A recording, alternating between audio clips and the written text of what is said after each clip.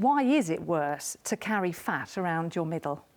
Well, traditionally in the UK, we use body mass index as a sort of measure of being overweight and obesity. And so that includes your height and weight, and it's a fancy calculation that's done. So this is looking primarily, and like you said, at the waist circumference, which actually has been shown to be potentially a better marker of disease related to weight, things like diabetes and heart disease.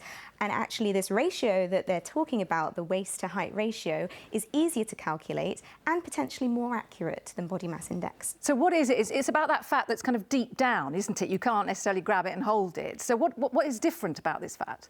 So we've known that, like you said earlier, fat that's carried around the tummy is particularly increased, has an association with increased risks of diabetes and heart disease. And so there's a complex mechanism where we're talking about things like insulin resistance, so our bodies can't process sugar as well because of this fat that's carried around the tummy, and various things like that.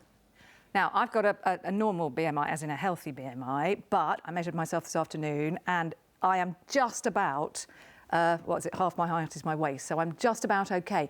That suggests to me it's going to bring in an awful lot more people into a group who are going to have to think about their waistline and doing something about it. It will, and there are pros and cons to that. So this tool should be used for those people who have a BMI of less than 35.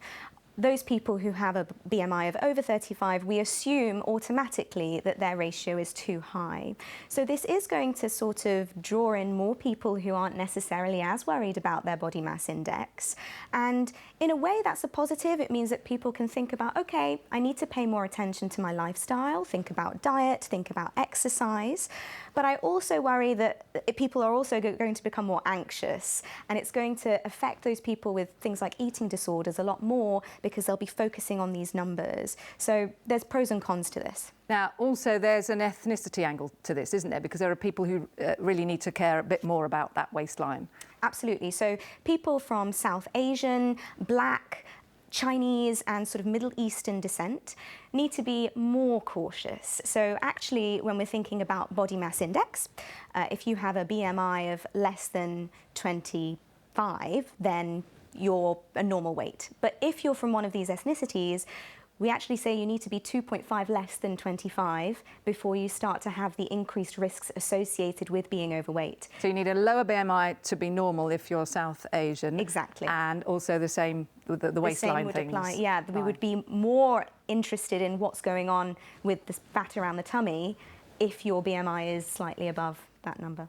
Right, OK. Dr. Natalie, I really appreciate this. And I think the problem is that doing sit-ups doesn't help, does it? As in, specific waistline stuff is no good, is it? I think you just need to be doing a variety of exercise. Forget about losing weight. Exercise has multiple benefits for loads of health problems, so just do as much exercise as possible. Fantastic. Thanks, Natalie.